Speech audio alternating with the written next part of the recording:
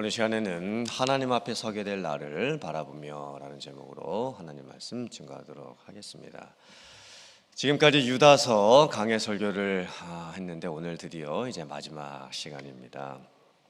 유다서는 누가 썼지요? 예수님의 동생이었던 유다가 썼습니다. 사실 예수님의 동생 유다는 처음에는 예수님을 믿지를 못했지요. 나중에 예수님께서 십자가에서 죽으시고 부활하신 후에 예수님을 믿게 됩니다. 그리고 예수님의 형제 중에 또 다른 형제가 있었는데 야고보가 있었습니다. 그래서 야고보와 유다가 예루살렘 교회의 중요한 목회자 그리고 지도자가 됩니다. 예수님의 동생 유다는 왜 유다서를 기록을 했을까요? 이 복음이 전파되는 그 당시의 환경을 보면 참 특별한 모습이 있습니다. 예수님께서 십자가에 달려 죽으시고 부활하신 것이 약 AD 30년 혹은 33년 정도 됩니다. 그 이후에는 30년 정도 복음이 어떻게 전해지게 됐냐면 입에서 입으로 전해지게 되었습니다. 즉 사람이 직접 예수님의 말씀을 들었던 것을 기억하고 또 다른 사람들에게 자기가 들었던 말씀을 입으로 전해주면서 이 구전으로 복음이 전해지게 되었던 겁니다. 그래서 교회가 세워지기 시작을 합니다. 근데 어려움이 있었습니다. 왜냐하면 말하는 사람들마다 복음의 내용이 약간씩 다르기도 하고 또 어떤 사람들은 잘못된 내용을 다른 사람들에게 전해줄 수도 있는 그런 위험성이 있었기 때문입니다. 그래서 AD 한 60년경부터 예수님 죽으시고 나서 30년 후부터 이제 사복음서가 기록이 되기 시작을 합니다. 예수님이 누구신지, 예수님이 왜 오셨는지, 예수님이 어떤 사역들을 하셨는지, 예수님이 어떤 말씀을 하셨는지, 예수님이 어떻게 죽으시고 또 어떻게 부활하셨는지에 대해서 이제 사복음서가 기록되어서 이제 기록된 성경 말씀이 이제 전해지기 시작을 했던 겁니다. 그러면서 이제 기독론, 이제 예수님이 누구신가에 대해서 이제 확립이 되기 시작을 하지요. 그리고 나서 이제 바울 사도가 선교 여행을 이제 떠나기 시작을 하지요. AD 48년부터 선교 여행을 떠나기 시작해서 약 10년 정도 선교 여행을 다닙니다. 그러면서 이제 교회에 주시는 말씀, 또 목회자였던 디모데나 디도에게 주셨던 말씀을 기록해서 또 이제 전하게 되지요. 그때는 구원론이 확립이 됩니다. 예수님을 믿고 구원을 받는 것은 어떻게 이루어지는 일인가? 우리에게 이루어진 이 구원의 이 놀라운 영광과 또 능력은 무엇인가? 그래서 바울 사도를 통해서 구원론이 확립되기 시작을 하고 그리고 교회란 무엇인가? 믿는 성도는 왜 교회를 다녀야 하는가? 구원론이 확립이 되기 시작을 합니다. 그러면서 이제 AD 한 64년경부터 되면 교회에 엄청난 핍박이 이제 생기게 됩니다. 당시에 네로 황제가 통치를 하고 있었던 때였습니다. 결국에는 바울 사도도 AD 68년경에 이제 순교를 당하게 되지요. 그리고 AD 70년에 충격적인 사건이 하나 일어나게 됩니다. 로마가 예루살렘을 침략하고 예루살렘 성전까지 다 무너뜨리게 되는 사건이 벌어집니다. 이 사건은 이스라엘 백성들에게, 하나님의 백성들에게 엄청난 충격이었습니다. 도저히 무너질 것이라고 생각하지 않았던 예루살렘 성전이 무너진 겁니다. 본인들이 살고 있었던 예루살렘 도시가 이제 사람이 살 수 없을 정도로 완전히 황폐화가 되어버렸습니다. 이 예루살렘 성전이 파괴되고 예루살렘 도시가 황폐되었던 사건으로 인해서 이제 급격한 이제 예수님에 대한 종말론이 대두되기 시작을 합니다. 이제 본인들이 살던 도시도 무너졌지요. 또 예루살렘 성전까지 무너졌지요. 그래서 하나님의 백성들 사이에서 이제 긴박한 예수님의 재림에 대한 그런 소망이 다시 생겨나기 시작을 하고 세상이 정말 다 멸망할지도 모르겠다라고 하는 이런 긴박한 종말론이 대두가 되기 시작을 하는 거예요. 그러면서 또 문제가 생기기 시작을 했습니다. 거짓 교사들이 나타나기 시작하고 거짓 선지자들이 나타나기 시작하고 이단들이 나타나기 시작하면서 교회가 이제 잘못된 종말론으로 인해서 그 모습이 흔들리기 시작을 했던 거예요. 그래서 유다서가 이제 기록이 된 겁니다. 잘못된 교회 안에 들어온 종말론을 바로잡기 위해서 이제 유다서가 기록이 됐습니다. 그래서 유다서를 읽어보면요, 그 전체 내용이 뭐냐면 거짓 선지자들이 교회 안에 들어와서 성도들을 미혹하게 될 것을 조심해야 하고, 또 성도들의 믿음을 끝까지 지켜내야 하고, 말세를 어떻게 살아가야 하고, 그리고 마지막에 어떤 일이 있을 것인가에 대한 말씀이 기록되어 있습니다. 특별히 오늘 유다서 마지막을 보면 이제 예수님의 재림 이후에 있게 될, 세상의 끝날 심판날에 있게 될 영광과 속령에 대한 말씀이 나옵니다. 근데 오늘 유다서 말씀을 보면요, 예수님의 재림과 세상의 심판을 바라보게 될 이 관점이 참 놀랍습니다. 엄청난 영광과 감사와 소망과 기대를 지금 말씀을 하고 있습니다. 사실 세상 사람들은 개인적인 인생의 종말을 맞이하는 죽음을 두려워하지요. 그리고 세상에 끝날 있게 될 이 세상의 마지막 심판에 대해서도 두려워합니다. 그런데 이 개인의 종말인 죽음을 다른 관점에서 보면 어쩌면 죽음은 영원한 삶의 시작입니다. 그래서 믿는 성도에게는 죽음이 두려운 것이 아니고 오히려 복된 소망이 될 수가 있습니다. 예수님의 재림과 세상의 심판에 대한 것도 마찬가지죠. 주님께서 다시 재림하시고 세상이 끝나게 되면 믿는 성도는 엄청난 영광을 보게 됩니다. 더 궁극적으로 예수님께서 다시 재림하시고 나서 왕으로 통치하시게 됐을 때 우리도 주님과 함께 통치를 할 수가 있고, 그리고 우리가 이 세상에서 행한 대로 받게 될 영원한 상급을 받게 됩니다. 그럼 우리 예수님의 재림과 세상의 끝날 이 심판은요, 믿는 성도에게는 엄청난 복된 소망입니다. 엄청난 영광을 누리게 됩니다. 그렇다면 이제 우리에게 남아있는 문제가 무엇이냐면, 과연 내가 죽는 그날까지 나는 내 믿음을 정말 확실하게 지킬 수 있을까? 이 문제가 남아 있습니다. 지금은 내가 예수님을 믿고 교회를 다니고 있지만 정말 내가 죽는 그 순간까지 내가 내 믿음을 변하지 않고 끝까지 예수님을 잘 믿다가 죽을 수가 있을까? 그리고 나서 내가 천국에 갈 수 있을까? 이 문제가 너무나 중요한 문제이겠죠. 오늘 말씀을 보면 유다서가 어떻게 말씀을 하냐면, 하나님께서 보호하시고 거침이 없게 하심으로 말미암아 우리의 구원은 끝까지 지켜진다, 이렇게 고백을 하고 있습니다. 거침이 없다라고 고백을 하고 있죠. 이 뜻이 뭐냐면 걸려 넘어진다는 뜻입니다. 장애물에 부딪혀서 넘어진다는 뜻입니다.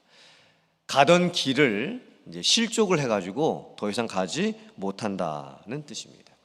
목적지가 정해져 있는데 지금 그 목적지를 향해서 가고 있는데 중간에 무슨 일이 생겨가지고 그 목적지까지 갈 수가 없다. 그게 거침이 있다라는 그런 뜻이죠. 그런데 우리가 구원의 여정을 이제 걸어갈 때, 신앙의 여정을 걸어갈 때, 신앙의 믿음의 길을 걸어갈 때 하나님께서 우리를 지키시고 보호하심으로 인해서 우리가 가야 될 그 믿음의 여정 가운데 어떤 시험이 찾아오고 문제가 생기고 또 환난과 핍박이 닥친다 하더라도 하나님께서 거침이 없게 해 주신다는 것입니다. 그리고 마침내 우리는 구원의 완성을 이룰 수 있게 된다는 것입니다. 이 믿음의 고백을 지금 하고 있습니다. 칼빈주의 5대 교리 가운데 성도의 견인이라는 교리가 있지요. 제일 마지막에 나오는 이제 5가지 중에서 제일 마지막에 나오는 교리입니다. 성도의 견인. 여기에서 말씀하는 견인은 자동차를 끌고 가다라고 하는 견인이 아닙니다. 그렇다면 성도의 견인이라고 했을 때 견인은 무슨 의미일까요? 견디고 인내하다라는 의미의 견인입니다. 사실 내가 내 믿음을 죽는 그날까지 지킬 수 있는 것은 내가 할 수 있는 일이 아닙니다. 내가 어떻게 견디고 어떻게 인내할 수 있을까요? 내가 수고하고 노력함으로 인해서 될 수 있는 것이 아닙니다. 나의 능력으로 될 수 있는 일이 아닙니다. 그렇다면 어떻게 성도는 견디고 인내할 수가 있을까요? 어떻게 그 믿음을 죽는 그날까지 끝까지 지킬 수가 있을까요? 그 앞부분에 말씀했던 켈빈주의 5대 교리의 4가지가 다 연결되어 있죠. 전적 타락. 우리는 죄로 인해서 완전히 타락했습니다. 내 힘과 내 노력으로 먼저 하나님께 내가 나아갈 수 없습니다. 나에게는 구원을 이룰 수 있는 능력이 아무것도 없습니다. 그런데 무조건적 선택. 하나님께서 우리를 선택해 주셨죠. 그리고 하나님께서 예정과 섭리 가운데 우리를 친히 인도해 주십니다. 그리고 하나님이 택한 사람은 반드시 정해진 때가 되면 예수님을 믿게 되어져 있습니다. 그리고 이제 제한 속죄. 예수님께서 죽으셨을 때 물론 모든 사람을 위해서 예수님께서 죽으신 것이지만 특별히 예수님께서는 택한 성도들을 위해서 십자가에 죽으시고 피를 흘려 죽으셨습니다. 그 예수님의 대속의 피값으로 인해서 우리는 구원을 받게 되지요. 그리고 불가항력적 은혜. 자, 성령께서 복음을 듣게 하실 때 우리의 마음을 열어주십니다. 그리고 복음을 깨닫게 해주시죠. 그리고 부르심의 소명을 우리에게 허락해 주십니다. 그리고 하나님의 은혜를 우리가 거부할 수 없도록 우리가 마음을 활짝 열고 예수님의 그 복음을 듣고 믿게 해 주십니다. 그게 바로 성령의 역사인 거예요.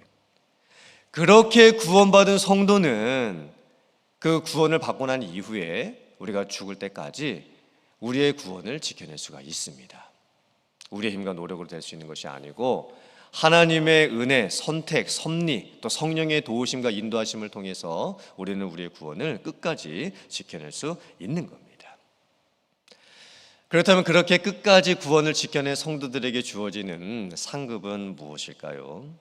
우리가 마지막 내가 죽는 그날 어떤 믿음의 고백을 할 수가 있는 것일까요?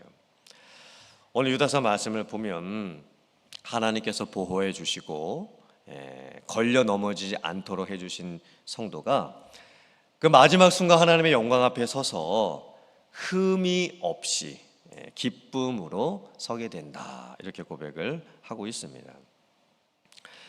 즉 예수님의 그 재림과 또 그 이후에 우리의 몸이 부활하고 또 우리의 영과 또 온전한 이제 부활의 몸을 가지고서 예수님 앞에 우리가 선다는 거예요. 그리고 우리가 말로 할 수 없는 예수님의 영광을 보게 됩니다. 부활의 주님을 우리가 보게 되는 것이죠. 이 영광의 모습을 고린도서 3장 18절에 이렇게 기록을 했습니다. 화면 보시고 같이 봉독해 보겠습니다. 시작. 우리가 다 수건을 벗은 얼굴로 거울을 보는 것 같이 주의 영광을 보매 그와 같은 형상으로 변화하여 영광에서 영광에 이르니 곧 주의 영으로 말미암음이니라. 아멘. 우리가 지금도 예수님을 믿고 구원을 받아서 이 구원의 영광과 기쁨을 누리고 있지요. 하지만 우리가 누리고 있는 지금의 구원의 영광의 그 감사와 기쁨은요, 온전한 것이 아닙니다. 마치 우리 이 눈앞에 얼굴에 수건이 쓰여져 있는 것처럼, 수건이 얼굴을 가리고 있는 것처럼 예수님의 영광을 우리가 온전히 볼 수는 없습니다. 왜냐하면 우리가 구원을 받았기는 하지만 여전히 죄인이기 때문이지요. 그리고 우리는 연약한 육신의 육체를 가지고 있습니다. 한계가 있는 것이죠. 그런데 예수님께서 재림하시고 나면 우리가 부활을 합니다. 그리고 온전한 영과 육을 가지게 됩니다. 예수님과 같은 형상으로 변화하게 됩니다. 즉 예수님이 죽으시고 부활하셨던 그 모습과 똑같은 모습으로 우리도 바뀌게 된다는 거예요.